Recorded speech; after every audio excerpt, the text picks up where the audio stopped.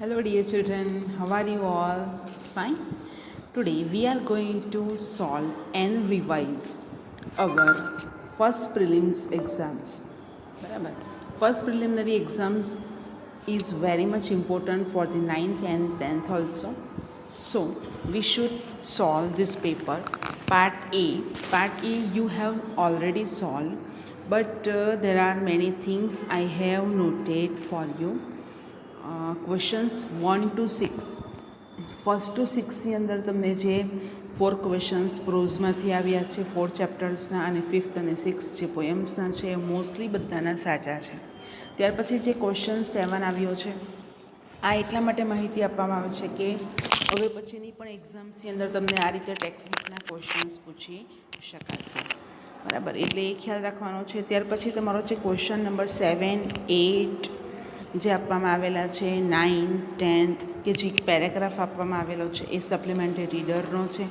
એટલે 9th સ્ટાન્ડર્ડની અંદર dolphin અને 10th સ્ટાન્ડર્ડમાં બ્લેક બક તમારે રેડી કરવાની છે. તો તમે ફ્રી થાઓ ત્યારે ડોલ્ફિન અને બ્લેક બકના ચેપ્ટર્સ તમારે જાતે વાંચવાના છે અને જે કંઈ પણ ક્વેરી હોય એ સેન્ડ કરવાની છે. એની અંદર પણ ઘણા બધા બાળકોના માર્ક્સ સારા આવ્યા છે. એક ગુડ ન્યૂઝ એ છે કે તમારા MCQની અંદર તમને જે રિઝલ્ટ મળી ગયું છે એની અંદર આખા ક્લાસ મળીને લગભગ 25માંથી 25 જો આવ્યા હોય તો એ 32 સ્ટુડન્ટ્સના 25માંથી 25 માર્ક્સ છે. ત્યાર પછી 170 સ્ટુડન્ટ્સ જે છે તેની અંદર એમના 20 to 24 એટલે 20 માર્ક આવ્યા હોય, 21 આવ્યા હોય, 22, 23 અને 24 એવા જો આવ્યા હોય તો એટલા બાળકોના 170 સ્ટુડન્ટ્સના એટલા માર્ક્સ આવ્યા છે. ત્યાર પછી 11 to 19ની અંદર પણ બહુ જ ઓછા છે, 50 જેટલા. અને ત્યાર પછી 10થી ઓછા જે માર્ક્સ આવેલા છે એ 6 બાળકોના છે, માત્ર પાર્ટ એની હું વાત કરું તો. અને એની અંદર ઘણા બધા ક્વેશ્ચન્સની અંદર જ્યાં લેંગ્વેજ ફંક્શન્સ એકાદ બે છે એની અંદર કોઈકના ખોટા પડેલા છે, એના માટે હું પાર્ટ એ પહેલાં લઉં છું. તો અહીંયા તમારી સેકન્ડ ટેસ્ટ લેવાય કે એન્યુઅલ લેવાય એની અંદર આવી રીતે બ્લેક બક 10thની અંદર અને ડોલ્ફિન 9thની અંદર એમાંથી કોઈ પણ આવી રીતે પેરેગ્રાફ પૂછાય, નીચે આવી રીતે ક્વેશ્ચન્સ હશે, એના આન્સર તમારે પેસેજમાંથી પેરેગ્રાફમાંથી શોધીને લખવાના હોય, એ તમારે ધ્યાનમાં રાખવાનું છે. ત્યાર પછી ક્વેશ્ચન નંબર 11ની અંદર ઘણા બધાને ક્વેરી હતી, એ ક્વેરી પણ આપણે સોલ્વ કરેલી છે, છતાં પણ હું એકવાર એને ફરીથી કહી દઉં તો you should help the needy and poor people. બરાબર, તો તમે એ વાક્ય સમજીને શું સમજશો કે તમારે નીડી એટલે જરૂરિયાતમંદોને અને ગરીબ લોકોને મદદ કરવી જોઈએ. બરાબર, તમે મદદ કરવી જોઈએ. તો આ એક તમને સલાહ આપવામાં આવે છે, કોઈના થકી અન્યને સલાહ આપવામાં આવે છે. એટલે જ્યારે સલાહના ભાવમાં હોય ત્યારે શુડ વાક્યની અંદર ભલે આપેલું હોય પણ આગળ કરતા કોણ છે એ ખાસ તમારે જોવાનું છે. તો એની અંદર એડવાઇસ છે. જો એવું હતું અહીંયા કે વી અથવા આઈ હતે, we should help the needy and poor people, તો કમ્પલસરી અહીંયા ડ્યુટી જ આવતી. જો પોતાના માટેની કોઈ પણ વાતો કરેલી હોય તો પોતાની તો એ ડ્યુટી બતાવે છે. જ્યારે તમે કોઈ યુથી સંબોધીને કોઈને પણ કહેવામાં આવે ત્યારે એ એડવાઇસના ફોર્મની અંદર આવે છે. અને ડ્યુટી અને એડવાઇસ આપણે બંને જ ટૉપિક બરાબર જોયેલા હતા. બરાબર, એટલે એ વસ્તુ તમારે કાળજી રાખવાની છે. બીજો એક ડિફરન્શિએટ એ છે કે કોઈક જગ્યાએ તમને એવું જોવા મળ્યું વીસી ખત્રી ગ્રામર બુકના જોડકાની અંદર કે you should go to school regularly. તો એ રેગ્યુલરલી છે ને એ ભારપૂર્વક કહેવામાં આવે છે. એટલા માટે અને સ્કૂલે જવાનું તો કામ તમારી ફરજમાં આવે છે. તમે સ્કૂલે જાઓ તો પણ ચાલે, ન જાઓ તો પણ ચાલે, એવો ભાવ નથી. જ્યારે એવો ભાવ હોય, ડ્યુટીની અંદર કેવો ભાવ હોય બાળકો કે તમારે એ વસ્તુનો ખ્યાલ એ રીતે રાખવાનો કે તમારી કોઈ ફરજ હોય, તમારી કોઈ કર્તવ્ય હોય અને એ ઇમરજન્સી હોય જ, અર્જન્સી હોય જ, એની પ્રાયોરિટી હોય જ, ત્યારે તમારે શેલ શુડની સાથે શેલ શુડ પણ કહેવાય, શેન્ટ અને શુડન્ટ પણ આવે, પણ એની અંદર આગળના કરતાં ખાસ જોવામાં આવે છે. હવે બાળકો અહીંયા એક વાત છે કે તમારે ગરીબ લોકોને, જરૂરિયાતમંદોને મદદ કરવી જોઈએ. તો તમારે કરવી જોઈએ ને તો એ સલાહ આપવામાં આવે છે. જ્યારે મારી વાત હોય, હું મારા માટે કહું કે ચાલો આપણે મદદ કરવી જોઈએ, ગરીબ લોકોને આપણે મદદ કરવી જોઈએ, તો એ મારી ડ્યુટી કહી શકાય. હવે બીજી એક વસ્તુ છે કે ડ્યુટીની અંદર કોઈક વાર ઓબ્લાઇગેશનનો ભાવ આવે. તો ઓબ્લાઇગેશનની અંદર એવી વસ્તુ છે કે ફરજિયાતપણું ઘણીક વાર દર્શાવવામાં આવે. સ્કૂલે જવું એ ફરજિયાત છે, એટલે ત્યાં યુ હોય કે આઈ હોય કે વી હોય, ત્યાં ફરજિયાતપણું હોવાને લીધે ત્યાં ડ્યુટીનો જ ભાવ આવશે, ત્યાં એડવાઇસ નહીં આવી શકે બાળકો. બરાબર. જ્યારે અહીંયા તમને વાત કરવામાં આવેલી છે કે તો પુઅર લોકોને હેલ્પ કરવી જોઈએ, તો ઘણા હેલ્પ કરે પણ ઘણા હેલ્પ ન પણ કરે, એટલે એ ભાવ તમારે ધ્યાન રાખવાનો છે. અને એને રિગાર્ડિંગ તમે જોઈએ તો અહીંયા ગિવિંગ એડવાઇસનો જ ભાવ આવશે. બરાબર છે, એટલે એ વસ્તુ તમારે ધ્યાનમાં રાખવાની રહેશે. બાકી તમને બોર્ડની એક્ઝામની અંદર પણ આવી રીતે લેંગ્વેજ ફંક્શન આઈડેન્ટિફાઈ કરવાના આવશે. ત્યાર પછી તમે પેપરની અંદર આગળ જુઓ તો આઈડેન્ટિફાઈ લેંગ્વેજ ફંક્શન્સ થઈ ગયા પછી તમે કમ્પ્લીટલી સેન્ટેન્સ જોયા છે અને બહુ સરસ રીતે તમે સેન્ટેન્સને પણ કમ્પ્લીટ કર્યા છે. સેમ આ રીતે તમને 10th સ્ટાન્ડર્ડમાં પણ આવશે, 9thની સેકન્ડ પ્રિલિમમાં પણ આવશે. એટલે હવે પછીના જેટલા લેંગ્વેજ ફંક્શન્સ ચાલશે તે, અને ફર્સ્ટ ટર્મિનલ ટેસ્ટની અંદર પણ આપણા 2 થી 3 લેંગ્વેજ ફંક્શન એવા હતા કે ચલવાઈ લઈ નહીં હતા, તો એ પણ તમારે ધ્યાનમાં રાખવાનું રહેશે. તો આ રીતે તમારા ક્વેશ્ચન્સ છે. ત્યાર પછી તમે જોઈ શકો છો read the data and answer the question. M.K. Gandhi, Porbandar, સત્યના પ્રયોગો, ઓટોબાયોગ્રાફીવાળું જે ટેબલ હતું એ નોન વર્બલ ટેક્સ્ટ જેને કહેવાય, તો એ પણ બધાએ ઘણી સારી રીતે લખ્યું છે. એમાં તમે ગમે તેટલી પ્રેક્ટિસ કરો તમને 10th સ્ટાન્ડર્ડ માટે ઓછી પડશે. અને 9th સ્ટાન્ડર્ડની પણ સ્ટાઇલ ઓફ પેપર ની અંદર જે તમને પૂછવામાં આવ્યું છે એ 10th રિગાર્ડિંગ જ પૂછવામાં આવ્યું છે કે 10thમાં તમને કામ આવી શકે. ત્યાર પછી 22 to 25 નંબરના ક્વેશ્ચન્સ જે અહીંયા આપવામાં આવેલા છે, અહીંયા આ ટેબલ છે અને ટેબલની અંદર તમને આના વિશે કોઈ પણ માહિતી તમને પૂછાઈ શકે. ત્યાર પછી 22, 23, 24 અને 25 જે ફ્રેમિંગ ક્વેશ્ચન્સ છે એ 12th સ્ટાન્ડર્ડ સુધી આવશે. જેમ અહીંયા આપણે માહિતી મેળવી કે આ જે ટેબલ છે એ માત્ર 9th 10thમાં નહીં પણ 11th 12thની અંદર પણ આવશે, જેને નોન વર્બલ ડેટા કહેવાય, ઇન્ફોર્મેશન ટ્રાન્સફર પણ તમે કહી શકો. અને બાકીનું જે છે એ ફ્રેમિંગ ક્વેશ્ચન્સ છે, એ ફ્રેમિંગ ક્વેશ્ચન્સની અંદર પણ તમારે એ માહિતી ધ્યાનમાં રાખવાની છે. બરાબર. તો આ રહ્યું તમારો પાર્ટ A. બરાબર. ત્યાર પછી આપણે પાર્ટ B જોઈ લઈએ. તો પાર્ટ B પણ ખૂબ જ સરળ છે અને ઘણા બધા બાળકોએ ખૂબ જ સારી રીતે એનું પરફોર્મન્સ તમે આપ્યું જ છે, એટલે એની અંદર બહુ કંઈ ઝાઝું તમારું કહેવાનું રહેતું નથી. છતાં પણ હું તમને જ્યાં જે કંઈ પણ માહિતી આપવાની હશે તે હું તમને આપી દઉં છું. અને અહીંયા સોલ્યુશન્સ પણ આપણે કરી લઈએ છીએ. બરાબર. 25 જ માર્કનું છે, એટલે તમને બહુ તકલીફ પડી હશે નહીં. બરાબર. પહેલાં આપણે સેક્શન એને સોલ્વ કરી લઈએ. તો સેક્શન એની અંદર ફર્સ્ટ ક્વેશ્ચન્સ છે કે વોટ ડીડ સોનિયા સફર ફ્રોમ. તો સોનિયા સફર્ડ ફ્રોમ સિવિયર ટૂથએક. બરાબર. તો સિવિયર ટૂથએક એનો હતો એ તમારે ધ્યાનમાં રાખવાનું છે. ત્યારબાદ સેકન્ડ ક્વેશ્ચન્સ છે હાઉ ડીડ સોનિયા સફર ડ્યુ ટુ ટૂથએક. એને લીધે એ કેવી રીતે સફર કરતી હતી. તો Sonia would not eat anything nor could she go to school and she couldn't study at home because of toothache. બાળકો અહીંયા વુડ આપેલું છે એટલે માટે વુડ માટે ઇટ બેઝ વર્બ રહેશે. બીજા નોર પછીના સેન્ટેન્સમાં કુડ શી ગો, તો અહીંયા કુડ શી ગો, શી સાથે ગો આપવામાં આવેલું છે કારણ કે આગળ કુડ આપેલું છે એટલા માટે, એટલે એમાં કંઈ પણ મૂંઝવણ કરશો નહીં. Now third question what is called the doctor who treats teeth problem. બરાબર.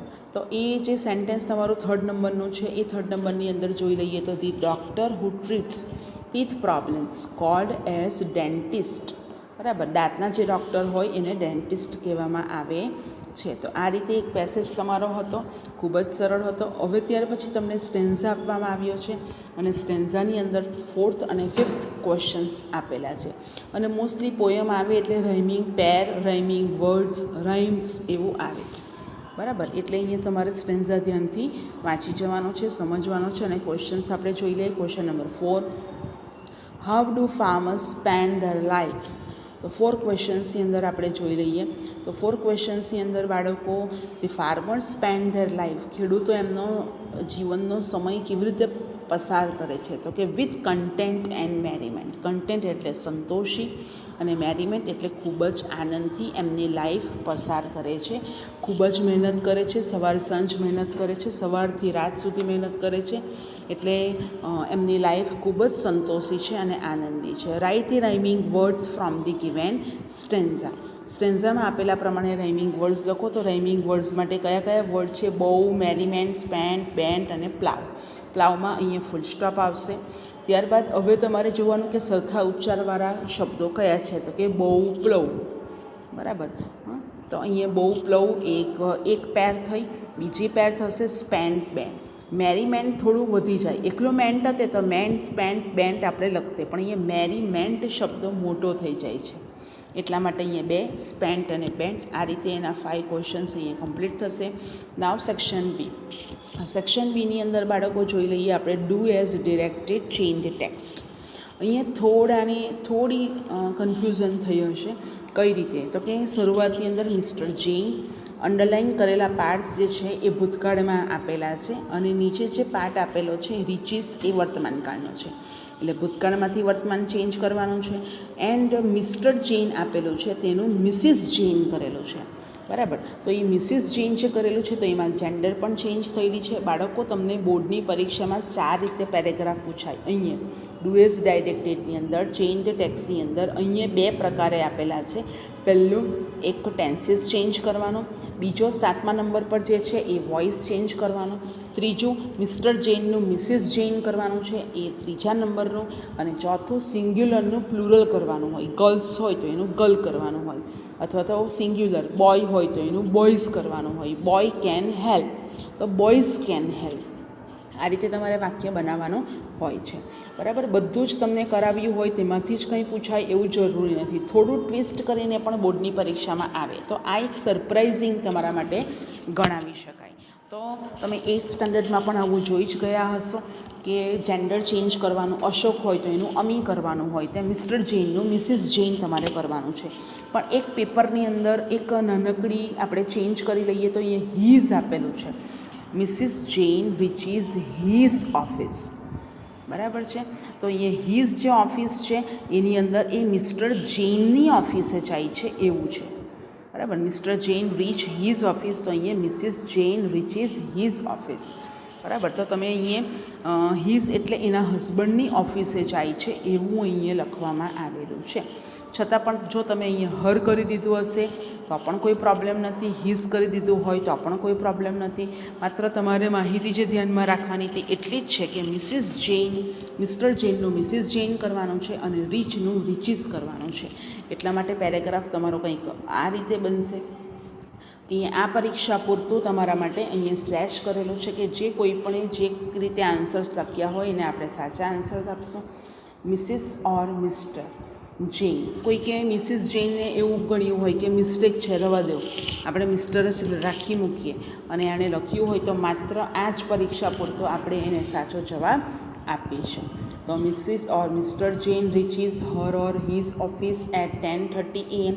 મુખ્ય અહીંયા અંડરલાઇન કરેલા શબ્દો તમારે ચેન્જ કરવાના છે, એટલા માટે આપણે મિસિસ અને મિસ્ટરને સાચું આપી શકીએ.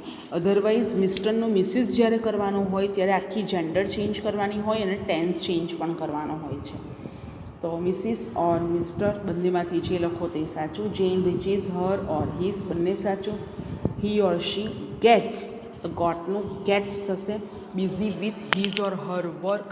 હી ઓર શી ડિસ્કસસ, બરાબર. ડિસ્કસનું discusses important issues with his or her assistants. તો આ રીતે તમારે આખો પેરેગ્રાફ અહીંયા કમ્પ્લીટ કરવાનો છે. જો આવો જ પેરેગ્રાફ અહીંયા 10th સ્ટાન્ડર્ડની અંદર તમને પૂછાય, બરાબર. હવે એકવાર પ્રેક્ટિસ થઈ ગઈ છે, બરાબર. એટલે એ વસ્તુ ધ્યાનમાં તમારે રાખવાની છે કે અહીંયા મિસ્ટરનું મિસિસ પણ થઈ શકે, બરાબર. એટલે ઘણા બધા બાળકો ગૂંચવાઈ જાય અને ક્વેરી સેન્ડ કરે, એટલા માટે આપણે મિસ્ટર અને મિસિસ બંનેને આપણે સાચા જવાબો આપીશું. એટલે 2માંથી 2 માર્ક તમારા આવશે. કેમ?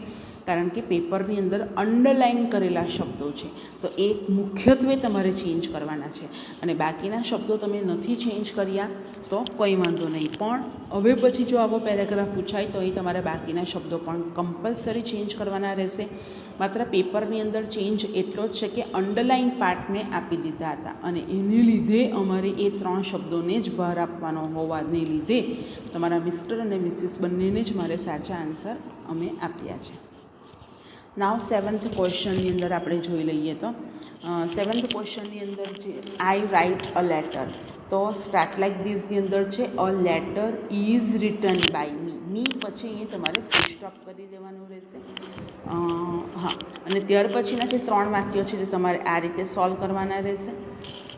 સેકન્ડ સેન્ટેન્સ અંદર આપેલું છે, આખો પેરેગ્રાફમાં આપ્યું છે એટલે પેરેગ્રાફની રીતે જ તમારે લખવાનું. આઈ રીડ ઇંગ્લિશ ડેઇલી.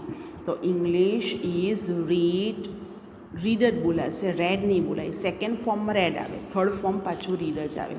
સ્પેલિંગ બધાની સરખી, આરઈએડી આરઈએડી આરઈએડી. તો read daily by me or English is read by me daily. તમે ડેઇલી ક્યાં લખો છો? છેલ્લે આપ્યું છે તો છેલ્લે પણ લખી શકો, અથવા ઓબ્જેક્ટની આગળ લખો તો એ પણ સાચું છે. એ જ રીતે આગળ ચાલીએ તો I listen poetry also. The poetry is also written by me. Also અહીંયા લાસ્ટમાં નહીં લખાશે. Poetry is also written by me. Next sentence, I like English very much. તો English is like very much by me, અથવા તો English is like by me very much. તો very મચને તમે ઓબ્જેક્ટની આગળ પણ લખી શકો છો અને અંતે પણ લખી શકો છો. તો આ રીતે 2 દુ 4 માર્ક તમારા આવશે. 2 2 4. નાવ 8 સેન્ટેન્સ. ડુ ઇઝ ડાયરેક્ટેડ બાળકો 12th સુધી આવશે. આ જ રીતે 2 જ માર્ક માટે આવશે, બરાબર. એટલે 10th સ્ટાન્ડર્ડમાં 3 માર્ક્સ માટે આવશે. નાવ 8 નંબરનો ક્વેશ્ચન. આ રીતે ડાયલોગ તમારે કમ્પ્લીટ કરવાનો છે. જો ઘણા બધા બાળકોએ શું કરેલું, માત્ર આન્સર્સ લખેલા, તો એને અમે 0 આપ્યો છે. કેમ? સૂચનામાં તમને આગળ પણ કહ્યું, જ્યાં કમ્પ્લીટ લખેલું હોય, જ્યાં રીરાઇટ લખેલું હોય, જ્યાં ગ્રેમરના પોઈન્ટ્સ હોય, ત્યાં તમારે ક્વેશ્ચન આન્સર બંને લખવાના છે. અને જો તમે નથી લખતા તો તમને એની અંદર માર્ક્સ મળશે નહીં. Nirav says, hello, good morning, Nirali. Nirali says, very good morning. Nirav says, how are you? Nirali says, I am fine. તો અહીંયા આન્સરની અંદર ફર્સ્ટની અંદર વેરી ગુડ મોર્નિંગ અને સેકન્ડ લાસ્ટની અંદર આઈ એમ ફાઇન. તો આ 2 આન્સર જેને લખ્યા છે એના સાચા માર્ક મળ્યા છે. મોસ્ટલી બધાના સાચા જ છે, પણ થોડા બાળકોએ આખા પેરેગ્રાફ લખવાની જગ્યાએ માત્ર જવાબો જ લખ્યા છે, તો એ નહીં ચાલે. નીરવ અને નિરાલીના બધા ડાયલોગ્સ આવવા જોઈએ, ડેશ હોય કે ન હોય. Now join the sentences using the correct conjunctions. Conjunctions વડે તમારે સેન્ટેન્સને જોઈન કરવાના છે. તો 9 નંબરના ક્વેશ્ચનનો જવાબ આ રીતે છે. Today is Jaya's birthday. આજે જયાની બર્થડે છે, તેથી તેઓ પાર્ટી ઉજવી રહ્યા છે. બર્થડે જ ન હોય તો પાર્ટી થોડી ઉજવાય. તો સો અહીંયા એડજેક્ટ કન્જક્શન્સ તરીકે અહીંયા કામ કરશે. પ્લસ અહીંયા એડવર્બ ક્લોઝ ઓફ રિઝલ્ટનું પણ એ કામ કરે છે. Now 10th sentence, he had no experience, he got a job. એને કોઈ પણ પ્રકારનો એક્સપિરિયન્સ ન હતો, છતાં પણ એને જોબ મળી ગઈ. તો છતાં પણનો ભાવ આવ્યો, કોન્ટ્રાસ્ટ કહેવાય. અને કોન્ટ્રાસ્ટ માટેનો શબ્દ અહીંયા બ્રેકેટમાંથી આપણે બટ લખીશું. બરાબર છે બાળકો? તો આ રીતે કન્જક્શન્સ તમારે કરવાના છે, ધ્યાન રાખીશું. ત્યારબાદ આપણે સેક્શન સી ઉપર નજર રાખીએ તો આ એક રાઇટિંગ સેક્શન કહી શકીએ આપણે એને.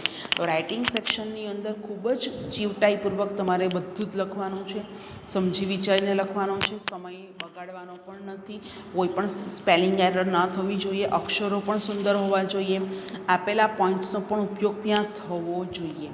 તો વીસી ખત્રી ગ્રામર બુકની અંદર પણ માય હોબી અને my visit to a dentist છે. હવે પછી અમે તમને જે એસેસ મટીરિયલ આપશું એ તમારે એ એસેનું મટીરિયલ તમારે 10th સ્ટાન્ડર્ડ માટેનું તૈયાર કરતા જવાનું છે, લખીને મોડે કરવાનું છે. એક પેરેગ્રાફ મોડે કરતા જાઓ, લખતા જાઓ, અને એની અંદર તમારે જાતે પણ બનાવીને લખવાનું છે. કારણ કે બાળકો બોર્ડની અંદર પરીક્ષા આપવા માટે હજારો બાળકો બેઠા હોય, અને એ પરીક્ષાની અંદર તમારો એસે એવો હોવો જોઈએ કે એ ચેકરને ગમી જાય, જોતાની સાથમાં જ એને ગમી જાય, લેન્થવાઇઝ પણ ગમે, અક્ષર પણ સારા હોય, બધું કન્ટેન્ટ પણ આવરી લેવામાં આવેલું હોય. અને બોર્ડની પરીક્ષા આપનારા બાળકો બહુ બધી રેફરન્સ બુક પણ રિફર કરતા હોય ઈમેલ્સ માટે, એસે માટે. બરાબર? હવે અમે તમને જે એસેનું મટીરિયલ પ્રોવાઈડ કરીએ છીએ તેની અંદર પણ તમારે એડિટ કરવું જોઈએ તમારી રીતે. બરાબર? તમારું પરફોર્મન્સ એવું હોવું જોઈએ કે બીજા કરતાં જુદું હોવું જોઈએ. એક જ મટીરિયલ કંઈ બોર્ડની પરીક્ષા આપનાર દરેક બાળકો એક જ મટીરિયલ યુઝ કરતા નથી. તેઓ પોતપોતાની અલગ અલગ ક્રિએટિવિટી અંદર એડ કરીને એસે બનાવે છે, લખે છે, અને લેન્થ પણ એટલી હોવી જોઈએ. પછી 5 માર્ક માટે તમે એક જ પેજ ભરો અને 3 જ પેરેગ્રાફમાં એને કમ્પ્લીટ કરી દો તો એ માય હોબીનો એસે તમે નહીં કહી શકો, એને પેરેગ્રાફ તમે નહીં કહી શકો. એટલે 5 માર્કનું 6 માર્કનું જેટલું વેઇટેજ આપેલું છે એ પ્રમાણે તમારે એસે આખો કમ્પ્લીટ કરવાનો છે. અહીંયા 2 એસે છે. 10th સ્ટાન્ડર્ડની અંદર તમને 3 એસે આવશે અને તેમાંથી આપણે એક એસે લખવાનો હોય છે. તો હવે પછીના પણ એસે તમારે આગળના એસે વાંચવા હોય તો વીસી ખત્રી ગ્રામર બુકમાંથી પણ તમે વાંચી શકો છો. ત્યારબાદ તમે 12થની અંદર ઈમેલ રાઇટિંગ છે, તો ઈમેલનું તમારે આ ફોર્મેટને ધ્યાનમાં રાખવાનું છે, ફ્રોમ, ટુ, સબ્જેક્ટ અને ડેટ. બરાબર, આ ફોર્મેટને તમારે ધ્યાનમાં રાખવાનું રહેશે. અને એ ફોર્મેટ તમારે એટલું કાળજીપૂર્વક ધ્યાનમાં રાખવાનું છે કે અહીંયા એડ્રેસ બંને આપેલા નથી, તો ફ્રોમની અંદર પણ તમારે તમારું પોતાનું ઈમેલ આઈડી લખવાનું છે અને ટુની અંદર તમારા ટીચરનું ઈમેલ આઈડી બનાવી શકો તમે એના નામ પરથી. બરાબર છે, તો ટીચર મેલ પણ હોઈ શકે, ફિમેલ પણ હોઈ શકે. સબ્જેક્ટ અને ડેટ. ડેટ એટલે કે તમે જે દિવસે ઈમેલ લખો છો એની ડેટ તમારે લખવી જોઈએ અને સબ્જેક્ટ 3 શબ્દોમાં તમારે વર્ણવાનો છે અને ત્યાર પછીની અંદર પેરેગ્રાફમાં આખું કન્ટેન્ટ કમ્પ્લીટ કરવાનો રહેશે. ત્યારબાદ તમારે અને આની માહિતી જો તમારે જવાબ સાથે જોવી હોય તો વીસી ખત્રી ગ્રામર બુકની અંદર ઈમેલ રાઇટિંગ પોર્શનમાં આ આખો ઈમેલ આપેલો છે, તમે એને જોઈ શકો છો. નાવ 13 નંબરની અંદર આપણે પિક્ચર ડિસ્ક્રિપ્શન્સ જોઈ લઈએ. તો પિક્ચર ડિસ્ક્રિપ્શનની અંદર બાળકો બહુ બધી માહિતી તમને જોવા મળે છે. બરાબર, તો 13 નંબર પિક્ચર ડિસ્ક્રિપ્શન્સ 3 માર્ક માટે છે. તો આપણે આની અંદરથી સેન્ટેન્સ તમને ગાઈડ કરશે.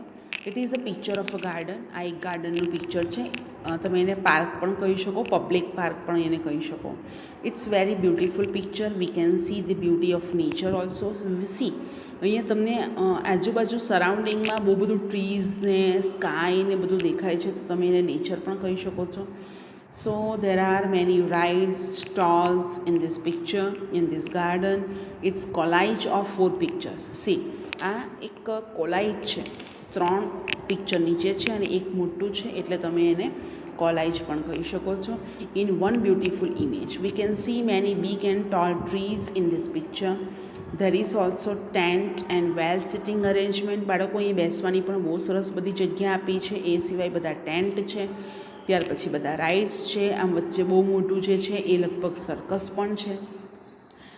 તમે તમારી રીતે અલગ અલગ સેન્ટેન્સ બનાવી શકો છો. જેટલા બાળકો જે રીતે જોઈ છે એ રીતે અલગ અલગ તમે સેન્ટેન્સ બનાવી શકો છો. આ માત્ર તમારા માટેનું સોલ્યુશન્સ છે. એવું જરૂરી નથી કે આ બધું તમારે માહિતી અંદર જોવાની જ છે કે આ બધી માહિતી તમે લખેલી હોવી જોઈએ, પણ તમે જેટલી લખેલી માહિતી છે એટલી સ્પેલિંગ એરરલેસ હોવી જોઈએ, as well as according to marks હોવી જોઈએ. 3 સેન્ટેન્સ છે તો 6 થી 8 3 માર્કનો પિક્ચર ડિસ્ક્રિપ્શન છે અહીંયા પૂછવામાં આવેલું, તો એની અંદર લગભગ 6 થી 8 વાક્યો તમારા અંદર હોવા જોઈએ. અને જો સ્પેલિંગ એરર હશે, કોઈ મિસ્ટેક હશે, ગ્રામેટિકલ સેન્ટેન્સ પેટર્નમાં એરર હશે તો એની અંદર માર્ક્સ કટ કરવામાં આવશે.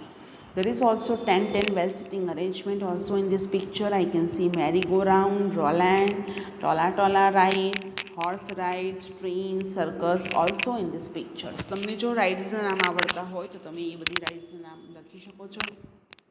There are many children who are enjoying very much in this picture. Their parents are also enjoying in this picture. It's one kind of fun fair come garden also. અને fun fair જેવું પણ થોડું દેખાય છે મને કે અંદર બધા ફન કરવા માટે આવે છે. ગાર્ડન પણ છે, ફન ફેર પણ છે, તો એ બંને પણ તમે નોટ કરી શકો છો. એટલે ગાર્ડનની સાથે તમે ફન ફેર કરવામાં આવેલું હોય તો તમે એ માહિતી નોટ કરી શકો છો. I can see one boy who has worn a cap. We can see એક રાઇડની અંદર બેઠેલો છોકરો જે સ્માઇલિંગ ફેસ સાથે છે, એણે કેપ પહેરેલી છે, તો એ આપણને દેખાય છે. તો તમે તેના વિશે ડિસ્ક્રિપ્શન્સ કરી શકો છો. In train children smiling and ચીયરિંગ very much. તો અહીંયા જે ટ્રેન આપવામાં આવેલી છે તો એની અંદર બધા ચિલ્ડ્રન સ્માઇલ કરી રહ્યા છે. In train, children are smiling and cheering very much. In one side, there is one father and a boy also sitting in the one ride. It's nice picture. સો બાળકો આ બધી વસ્તુની કાળજી તમારે રાખવાની છે.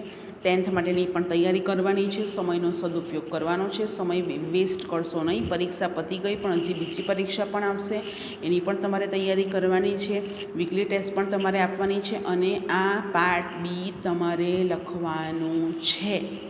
કેમ? કારણ કે 9thની સેકન્ડ પ્રિલિમ માટે, એન્યુઅલ માટે, 10th માટે આ બધું જ ઇમ્પોર્ટન્ટ છે. એટલા માટે બરાબર. સમય અહીંયા 1 કલાક ને 10 મિનિટ લખેલો છે. તમે એટલા કલાકમાં પેપર પૂરું કર્યું જ હશે, ઓનેસ્ટીથી એક્ઝામ આપી જ હશે અને તે જ રીતે તમારે આ પાર્ટ બી પણ કમ્પ્લીટ કરી દેવાનું રહેશે. ખ્યાલ આવ્યો બાળકો? Okay, have a nice day.